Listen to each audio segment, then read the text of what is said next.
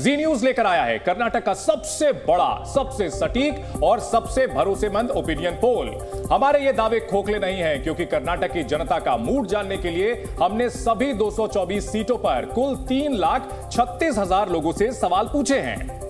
और 29 मार्च से 5 मई के बीच किए गए इस सबसे बड़े सर्वे में कर्नाटक की हर सीट पर 1,500 मतदाताओं से सवाल किए गए और उनके जवाब के आधार पर हमने ये ओपिनियन पोल के आंकड़े तैयार किए, जो अगले 2 घंटे में हम बारी बारी आपके सामने लेकर आएंगे। और हम आपको बता दें कि इस ओपिनियन पोल में मार्जिन ऑफ एरर ±5% का है। यहाँ हम ये भी साफ करना चाहते हैं कि ये सिर्फ ओपिनियन पोल है, चुनावी नतीजे नहीं है, ये जनता की राय है। तो आप फटाफट हम आपके पास आंकड़े पहुंचा देते हैं। और आंकड़े देखिए, इस एलईडी के ऊपर मैं बढ़ चुकी हूं और ये आंकड़े लेकर इसी एलईडी स्क्रीन पर अब की बार किसकी सरकार, ये ओपिनियन पोल हम आपके लिए लेकर आए हैं। और पहले सवाल का वक्त हो चुका है, किस पार्टी के घोषणा पत्र से अधिक प्रभावित है? तो लीजिए एलईडी पर ये पहला सवाल आपके सामने आ चुका है। अब लीजिए पहला सवाल, माफ कीजिए, बजरंग दल पर बैन के कांग्रेस के ऐलान का क्या असर होगा? कांग्रेस को फायदा कहने वाले 22% लोग हैं, यानी कर्नाटक के 22% लोग मानते हैं कि कांग्रेस को इससे फायदा होगा, लेकिन 44% लोग ये मानते हैं कि इससे कांग्रेस को नुकसान होगा, बीजेपी को सीधा सीधा फायदा होगा। बजरंग दल के मुद्दे को हिंदुत्व से, बजरंगबली से बीजेपी जोड़ने में बहुत कामयाब रही और कोई फर्क नहीं, ये 19% लोग कह रहे हैं। बजरंग दल पर बैन के कांग्रेस का कहना मुश्किल जो असर है वो 15% लोग हैं। लेकिन आप जानते हैं जिस तरीके से प्रधानमंत्री नरेंद्र मोदी, अमित शाह, योगी आदित्यनाथ बजरंगबली को लेकर हमलावर है, उससे लगता है कांग्रेस को बड़ा नुकसान होगा। आंकड़े आपके सामने हैं, तो ये लीजिए, ये बड़ी खबर भी आ चुकी है। कांग्रेस को फायदा कहने वाले 22% लोग हैं, कांग्रेस को नुकसान कहने वाले 44% लोग हैं, कोई फर्क नहीं 19% लोग हैं। तो बजरंग दल जो कि एक बड़ा मुद्दा बनकर इस चुनाव में उभरता हुआ दिखाई दे रहा है, खासतौर पर चुनाव प्रचार में 10 तारीख को तय होगा कि जनता किसके साथ है। मैं प्रदीप जी आपका रुख करना चाहूंगी, और रुख इसलिए करना चाहूंगी क्योंकि बजरंग दल को बजरंगबली से जोड़ा गया और बीजेपी ने यह काम बखूबी किया।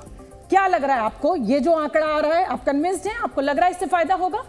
बिल्कुल। और इस सबसे अलग मैं एक और बात कहनी चाहूँगा कि भाजपा का जो कार्यकर्ता है, जो रैंक एंड फाइल है, जिस पर जब ऐसा कोई उद्घोष होता है, ऐसा कोई नारा लगता है, जय श्री राम का नारा लगता है, या मंदिर वहीं बनाएंगे उसका नारा लगता है, बजरंगबली का नारा लगता है, तो उससे एक विशेष प्रकार की ऊर्जा का संचार होता है कार्यकर्ता के अंदर। उसमें एक नया जोश उभरता है और वो और उत्साह के साथ और ऊर्जा के साथ और शक्ति के साथ कार्य के लिए जुट जाता है, मतदाता तक पहुंचता है। तो मतलब प्रदीप जी आप ये कह रहे हैं कि जब इस तरीके का कोई भी नारा आता है तो एक नई तरीके के ऊर्जा का संचार हो जाता है। पहला सवाल, क्या बजरंग दल का ये जो मुद्दा कांग्रेस ने अपने घोषणा पत्र में उठा दिया है, इससे कांग्रेस को नुकसान होगा? क्योंकि बीजेपी ने बहुत अच्छी तरह इस पूरे मुद्दे को उठा लिया और प्रधानमंत्री नरेंद्र मोदी हर भाषण से पहले कह रहे हैं जय बजरंगबली। अब इसी एलईडी स्क्रीन पर दूसरा सवाल आने वाला है, दूसरे सवाल का इंतजार इस एलईडी स्क्रीन को। प्रधानमंत्री नरेंद्र मोदी क्या बीजेपी के लिए गेम चेंजर साबित होंगे? हाँ कहने वाले 54% लोग हैं, यानी आप समझ सकते हैं 100 में से एक बहुत बड़ा आंकड़ा है 54% का, जो कह रहा है कि हाँ प्रधानमंत्री नरेंद्र मोदी गेम चेंजर साबित होंगे। कुछ हद तक कहने वाले 28% लोग हैं जो ये मानते हैं कि असर हो भी सकता है और नहीं भी, लेकिन कोई असर नहीं होगा, यानी प्रधानमंत्री नरेंद्र मोदी कर्नाटक की धरती पर बिल्कुल असरदार नहीं होंगे, गेम चेंजर नहीं होंगे, वो कहने वाले 18% है। तो ये टोटल आंकड़ा निकलकर आपके सामने आ चुका है। हाँ कहने वाले 54%, कुछ हद तक कहने वाले 28% और नहीं कहने वाले 18%। चंदन, मुझे लगता है इस पर हमें एक्सपर्ट से राय ले लेनी चाहिए। बिल्कुल।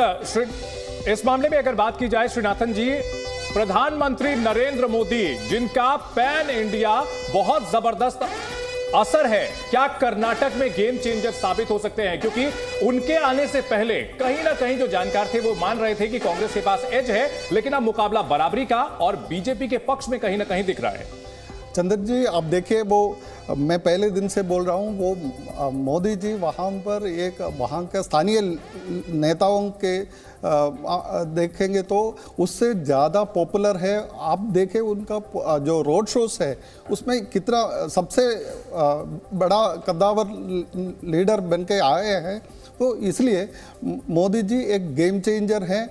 बीजेपी जीत जाएंगे तो उसका श्रेय केवल मोदी जी का ही माना बिल्कुल। तो अगर जीतेंगे कर्नाटक में, बीजेपी की अगर सत्ता वापसी होती है तो ये पूरा का पूरा क्रेडिट जो है वो प्रधानमंत्री नरेंद्र मोदी को जाएगा। और 54% लोग ये कह भी रहे हैं। हमने जब पूछा कि क्या प्रधानमंत्री नरेंद्र मोदी गेम चेंजर कर्नाटक की धरती पर साबित होंगे, तो 54% लोग कह रहे हैं कि हाँ गेम चेंजर साबित होंगे। और जो एक्सपर्ट सिस्टम स्टूडियो में मौजूद है वो भी कह रहे हैं मोदी फैक्टर का कोई जवाब नहीं है। जब ये मोदी फैक्टर आता है तो सब कुछ फेल हो जाता है। लीजिए, तीसरे सवाल का समय हो चुका है और तीसरा सवाल इस एलईडी स्क्रीन पर आपके लिए आने जा रहा है। राहुल गांधी प्रियंका गांधी के प्रचार से क्या कांग्रेस को फायदा होगा? ये तीसरा सवाल हमारा आपकी एलईडी स्क्रीन पर या आपके लिए हम लेकर आए जब हमने पूछा जनता से कि राहुल प्रियंका के प्रचार का क्या असर होगा। बहुत ज्यादा असर होगा, ये कहने वाले 28% लोग हैं। कुछ हद तक असर होगा, ये 34% है।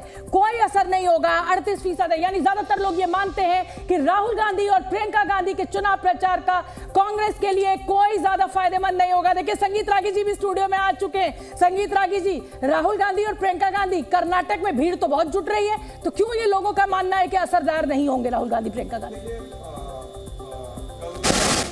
है 2 दिन पहले दिल्ली यूनिवर्सिटी में गए थे, एक हॉस्टल में चले गए थे और हमने अपने बेटे से पूछा कि लोगों की क्या प्रतिक्रिया थी। तो उन्होंने कहा कि कोई एक आदमी, आकर्षक आदमी आता है तो उसके आसपास लोग बैठ जाते हैं, खाना खाते हैं। मैंने कहा कि लोगों में ऐसा नहीं था क्या कि प्रधानमंत्री का एक कैंडिडेट है या बहुत बड़ा एक पॉलिटिकल लीडर आया है तो वो लोगों को बोला? पापा, उसकी कोई प्रतिक्रिया ही नहीं थी, उसके बारे में कोई सोच ही नहीं रहा। मैं इस रूप से कहता हूं कि राहुल गांधी को आप उत्तर प्रदेश का देखिए, जब वो चलते थे तो बड़ा बड़ी भीड़ आती थी, लोग कहता था कि वो तो बहुत बड़ा परिवर्तन ला देंगे। प्रियंका गांधी की सभाओं में इतनी भीड़ उमड़ती थी और लगता था कि प्रियंका गांधी को इंचार्ज बनाया गया है। वो रीजन जो है वो पूरा कांग्रेस से साफ हो गया। मतलब आप सोच सकते हैं कि 284 से ज्यादा सीटों पर कांग्रेस पार्टी की जमानत जब्त हो जाती है। तो मतलब आप कुल मिलाकर ये कह रहे हैं कि राहुल गांधी और प्रधानमंत्री नरेंद्र मोदी की आपस में कोई तुलना नहीं की जा सकती। प्रधानमंत्री नरेंद्र मोदी बहुत बड़ा। सोना जी, मैं इसको उल्टा बोलता हूँ। वो जहाँ जाते हैं वहाँ उसका बंटाधार कर देते हैं। अच्छा, चलिए ठीक है चंदन, अब वक्त हो गया। दर्शक हमारे इंतजार कर रहे हैं चौथे बड़े सवाल के लिए। फटाफट एलईडी पर पहुंचिए। बिल्कुल, चौथे सवाल की ओर हम आगे बढ़ते हैं कि जो चौथा सवाल है वो क्या है।